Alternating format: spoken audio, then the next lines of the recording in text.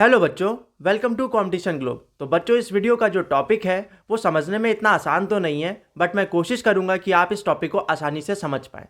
तो इस वीडियो का टॉपिक है इंडिफरेंस कर्व। कुछ इकोनॉमिस्ट इसको हिग्स और एलन अप्रोच भी कहते हैं, क्योंकि हिग्स और एलन ने यूटिलिटी अप्रोच की आलोचना की और एक नए कॉन्सेप्ट की शुरुआत की जिसको इंडिफरेंस कर्व एनालिसिस कहा गया। अब इसी टॉपिक से जुड़ा हुआ एक छोटा सा कॉन्सेप्ट है जिसको हम स्केल ऑफ प्रेफरेंस कहते हैं।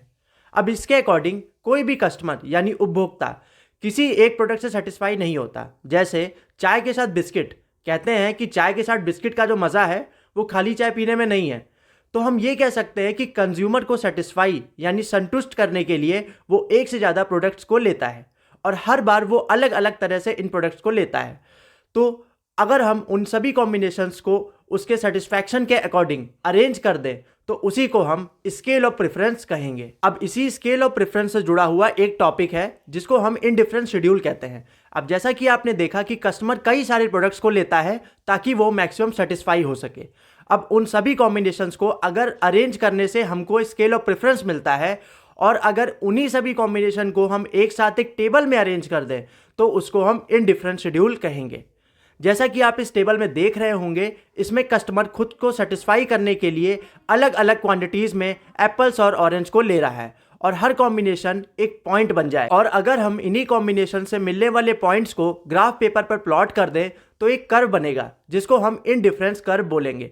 कहीं कहीं पर इसको लोग आइसोल्यूट यूटिलिटी कर्व और इक्वल सेटिस्फैक्शन कर्व भी कहते हैं। पर ध्यान रहे कि हर कॉम्बिनेशन में कस्टमर को एक बराबर सेटिस्फैक्शन मिलेगा, यानी इस कर्व पे आने वाले जितने भी पॉइंट्स हैं उन सब पे कस्टमर का सेटिस्फैक्शन एक बराबर होगा, बट कॉम्बिनेशंस अलग अलग होंगे। जैसा कि आप इस ग्राफ में देख रहे होंगे कि इस ग्राफ पर आने वाले सभी पॉइंट्स में सेटिस्फैक्शन मैक्सिमम ही होगा। अब इस इंडिफरेंस कर्व की कुछ प्रॉपर्टीज भी होती है, जैसे कि इन कर्व्स का स्लोप हमेशा नेगेटिव होता है, यानी कि अगर कस्टमर दो प्रोडक्ट्स को ले रहा है तो अगर एक प्रोडक्ट की मात्रा कम हो रही होगी तो दूसरे की बढ़ रही होगी, पर सेटिस्फैक्शन हमेशा एक बराबर ही रहेगा। दूसरी प्रॉपर्टी आती है कि कर्व्स हमेशा कॉन्वेक्स शेप में ही बनेंगे। अब ये क्यों होता है? कॉम्बिनेशन की वजह से होता है। अगर एक प्रोडक्ट की मात्रा बढ़ेगी तो दूसरे की उसी रेट से मात्रा घटने लगेगी, जिससे ग्राफ हमेशा एक जैसा बनेगा, यानी कॉन्वेक्स शेप में बनेगा। तीसरी प्रॉपर्टी के लिए आप इस ग्राफ में देखिए, यहाँ पर 3 ग्राफ्स दिए हुए हैं, ए, बी और सी। अब सी वाला ग्राफ सबसे ऊपर है तो सी वाला बंदा सबसे ज़्यादा सेटिस्फाइड होगा, और बी वाला सी के नीचे आ रहा है तो बी वाला सी से कम सेटिस्फाइड होगा, और ए वाला ग्राफ सबसे नीचे आ रहा है तो वो सबसे कम सेटिस्फाइड होगा बी और सी के कंपैरिजन में। मतलब यहाँ पे कहने का ये है कि जो ग्राफ जितना ज़्यादा ऊपर बढ़ता जाएगा उसका सेटिस्फैक्शन लेवल भी उतना ज़्यादा बढ़ता जाएगा। चौथी प्रॉपर्टी है कि कर्व्स कभी एक दूसरे को कट नहीं करेंगे। अब जैसा कि आप इस ग्राफ में देख रहे होंगे कि सी और बी IC1 ग्राफ पर दिए हैं।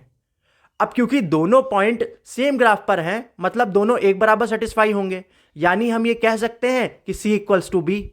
और अगर हम दूसरा ग्राफ IC2 देखें तो इसमें आपको 2 पॉइंट्स मिलेंगे, पॉइंट A और पॉइंट C। तो पॉइंट A और C भी सेम सेटिस्फाइड है, तो हम ये कह सकते हैं कि A इक्वल्स टू C। और क्योंकि C पर ग्राफ कट कर रहा है तो ये पॉइंट दोनों ग्राफ पर आ रहा है। जैसे C वाला पॉइंट आप देख रहे होंगे कि IC1 ग्राफ पे भी आ रहा है और C वाला पॉइंट IC2 ग्राफ पे भी आ रहा है। अब क्योंकि C B के बराबर है और C A के बराबर है तो हम ये कह सकते हैं कि B और A एक बराबर है। बट क्या ऐसा हो सकता है? ऐसा नहीं हो सकता। क्यों? क्योंकि दोनों ग्राफ्स तो अलग ही अलग है। ठीक है, तो ये इसकी प्रॉपर्टी है कि ग्राफ्स कभी भी कट नहीं करेंगे। और लास्ट प्रॉपर्टी आती है कि कर्व्स कभी भी एक्सिस को टच नहीं करते, क्योंकि अगर ऐसा हुआ तो कस्टमर सिर्फ एक ही प्रोडक्ट को लेगा और उसको मैक्सिमम सेटिस्फैक्शन नहीं मिलेगा। तो ये रहा इंडिफरेंस कर्व। इसके बाद हम जान लेते हैं कि प्राइस लाइन और बजट लाइन क्या होता है। तो ये 2 प्रोडक्ट्स की अलग अलग कॉम्बिनेशन जो कस्टमर ले रहा है उनको वो एक लिमिटेड प्राइस मिलेगा। उसके पास अनलिमिटेड पैसा तो है नहीं कि वो कोई भी चीज़ को कितना भी ले ले। ठीक है, तो उसी लिमिटेड प्राइस को हम बजट लाइन से ग्राफ में रिप्रेजेंट करते हैं। अगर एक प्रोडक्ट की क्वांटिटी बढ़ती है तो उसी के साथ दूसरे की जो क्वांटिटी है वो घटती है। इसका रीज़न ये है कि हमारे पास प्राइस लिमिटेड है। अगर हम 3 सेब खरीद लेते हैं तो हम दो संतरों को खरीदेंगे, और अगर हम 3 संतरों को खरीदते हैं तो हो सकता है 1 सेब को खरीदें। यानी हमको उस लिमिटेड प्राइस में ही अपने कॉम्बिनेशंस को मेंटेन करना है और मैक्सिमम सेटिस्फाई भी होना है। इसको आप इस ग्राफ की मदद से भी देख सकते हैं। इसमें एक्स एक्सिस पर गुड एक्स की क्वांटिटी दी है और वाई एक्सिस में गुड वाई की क्वांटिटी दी है। अब इनमें बनने वाले सभी कॉम्बिनेशन इस रेड वाली बजट लाइन पर ही आएंगे। ऐसा कोई भी कॉम्बिनेशन नहीं होगा जो इस बजट लाइन के ऊपर या इस बजट लाइन के नीचे आ जाए। अब देखते हैं कि कंज्यूमर इक्विलिब्रियम क्या होता है। कंज्यूमर इक्विलिब्रियम वो पॉइंट होता है जिस पॉइंट पर बजट लाइन इंडिफरेंस कर्व पर टेंजेंट होती है। टेंजेंट यानी उस कर्व को टच करते हुए एक पॉइंट पे एक लाइन जारी होती है, उसी को हम टेंजेंट कहते हैं। अब इसको हम कंज्यूमर इक्विलिब्रियम कहते हैं। जैसा कि आप इस ग्राफ में देख रहे होंगे कि अब ये जो पॉइंट टी है, इस ग्राफ पे आप एक पॉइंट टी देख रहे होंगे, यहां पर कस्टमर को मैक्सिमम सेटिस्फैक्शन मिल रहा होगा क्योंकि यहां पर बजट लाइन उस कर्व के टेंजेंट है। ठीक है, तो इन दोनों प्रोडक्ट्स की वजह से वहां पे उसको मैक्सिमम सेटिस्फैक्शन मिल रहा है, इसलिए पॉइंट टी को हम इक्विलिब्रियम पॉइंट कहेंगे।